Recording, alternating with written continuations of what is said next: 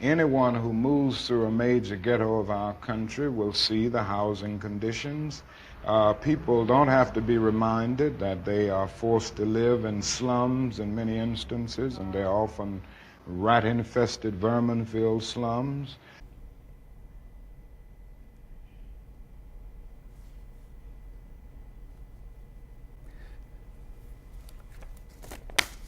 There are challenges, no doubt, but people are proud of their community. I don't want to sound self-righteous, but people get up and go to work there. They care for their families there. They love their children who pledge allegiance to the flag, just like people who live in districts of congressmen who support you, sir. They are Americans too. We'll be right back. Yes, he attacked Detroit, he attacked Chicago, he attacked Baltimore.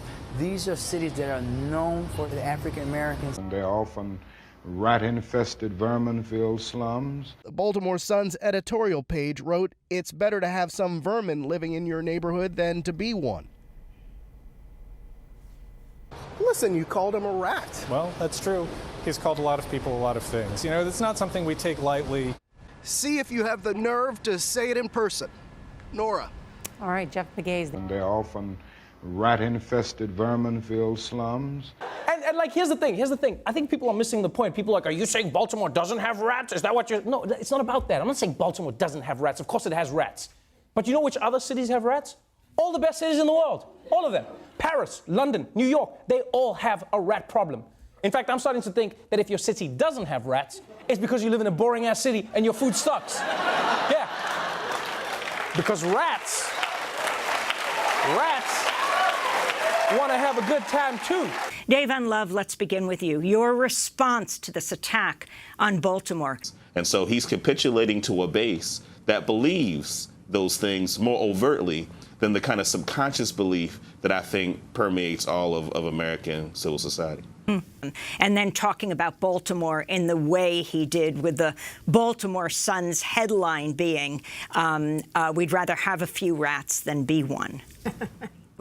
Using infestation, something you don't want, something that's despicable, something that's unneeded, something that you want to get rid of, and using that particular language whenever he talks about black and brown people is something that is not new. It goes back to a time of slavery. That is how black people have been categorized in this country. That is at the root and the heart of white supremacy and white nationalism. We can also take it back a little bit farther. We can talk about how in Germany the Jews were called an infestation. We could talk about in Rwanda there was a notion of infestation. This is what the term you use whenever you're talking about people that are the minority in the population that's not warranted, the population that's not considered to be in any way equal to or superior to the dominant majority. I mean, connect the dots about what he's been doing in this country.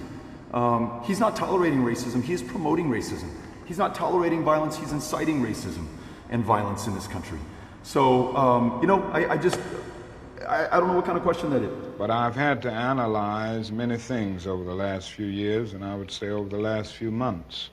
I've gone through a lot of soul-searching and agonizing moments, and I've come to see that we have many more difficult days ahead, and some of the old optimism was a little superficial, and now it must be tempered with a solid realism. And I think the realistic fact is that we still have a long, long way to go, and that we are involved in a war on Asian soil, which, if not checked and stopped, can poison the very soul of our nation.